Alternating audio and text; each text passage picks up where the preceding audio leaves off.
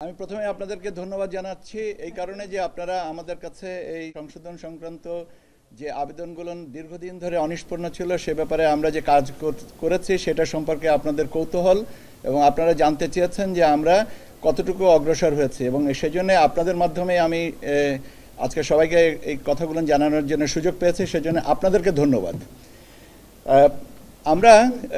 আমি ছোট্ট করে যেটা দেখা যায় যে আমরা জাতীয় পরিচয়পত্র আমাদের যে সংশোধনের বিষয়গুলোর অনেকগুলো প্রাসঙ্গিক বিষয় থাকে, যেমন নাম সংশোধন আছে, বাবা মায়ের নাম সংশোধন আছে, জন্ম তারিখ সংশোধন আছে, স্থানান্তরের সংশোধন আছে, অনেকগুলো সংশোধন চাহিদা থাকে।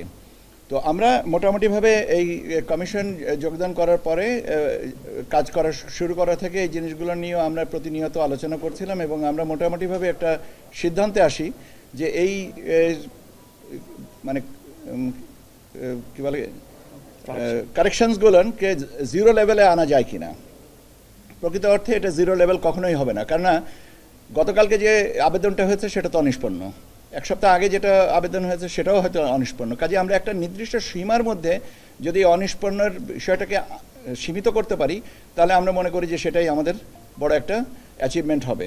এবং সেই সূত্র ধরে আমরা গত 1 জানুয়ারি 2025-এ আমাদের অনিষ্পন্ন বা যে কী বলে কারেকশনের জন্য অনিষ্পন্নর সংখ্যা ছিল, এনআইডি কারেকশনের সংখ্যা ছিল 3,78,836টা।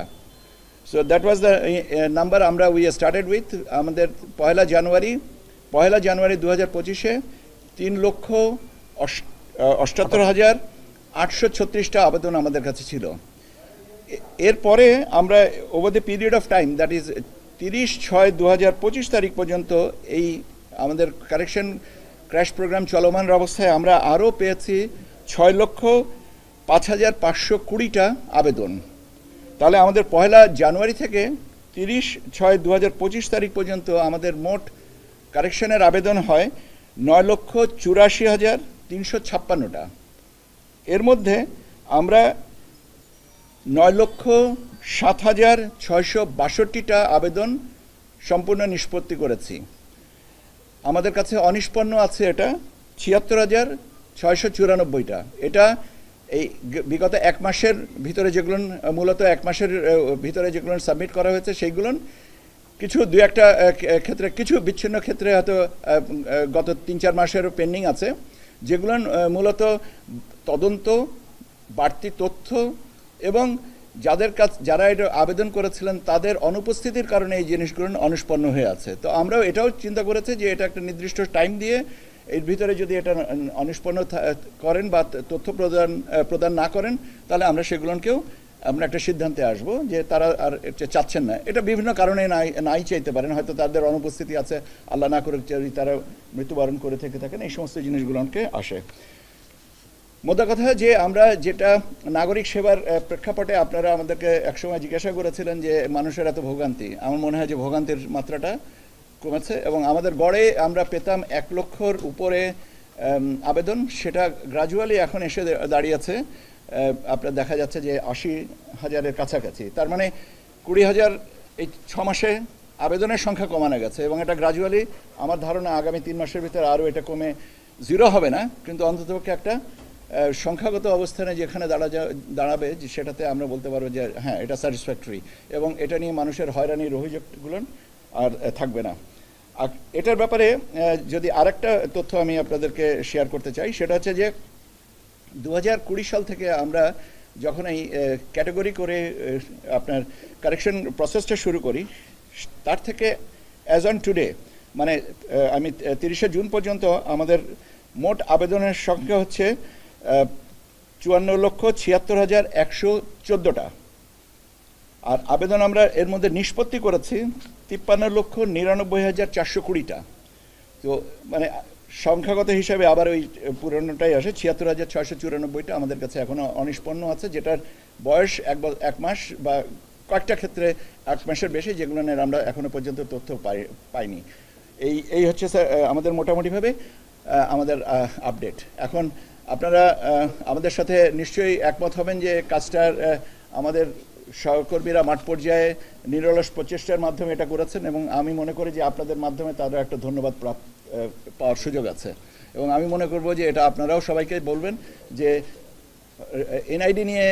এনআইডি কারেকশন নিয়ে যে হয়রানি ইনশাল্লাহ এটা আর থাকবে না। আপনার কোনো প্রশ্ন আছে?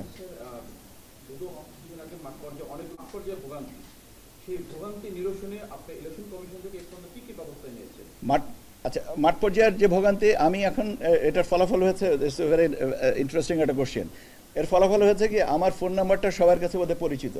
আমি এখন SMS মাধ্যমে অথবা টেক্সটের মাধ্যমে হোয়াটসঅ্যাপে আমাকে অভিযোগপত্র পাঠাচ্ছেন মাঠ পর্যায়ে থেকে।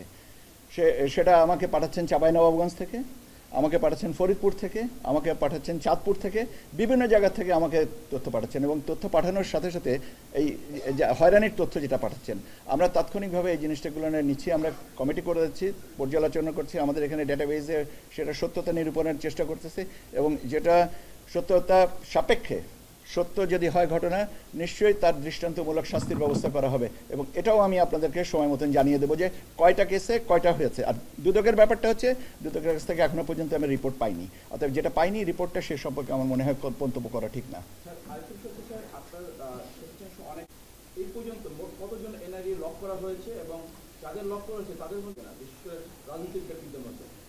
এটার উত্তরটা আমি রেডিমেড না, এই প্রশ্নটা হবে আমি আশা করি না। লক থাকতে পারে, আমি আমার জানা মতে আমার এনআইডিও নাকি লক করা আছে।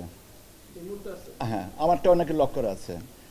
লক বিভিন্ন কারণে আমি শুনেছি যে আমারটাও নাকি লক করা আছে বিভিন্ন কারণে। কারণটা কি, যে যেন মিসইউজটা যেন না হয়, অ্যাবিউজটা যেন না হয়, সেই কারণে এটা আমি শুনেছি। আমি সত্য মিথ্যাতে আমি যাচাই করতে যাই না, কারণ আমার এটা প্রয়োজন হয় নাই। কাজে এটা এই মুহূর্তে আপনাকে আমি এই প্রশ্নের উত্তর দিতে পারি। আর দ্বিতীয় জিনিসটা হচ্ছে যে এই প্রশ্নটা বোধহয় না করাই ভালো, বিভিন্ন কারণে হয়। এখন কারোর ব্যক্তিগত বিষয়গুলো নিয়ে আমার মনে হয় তথ্য নেওয়াটাই ভালো।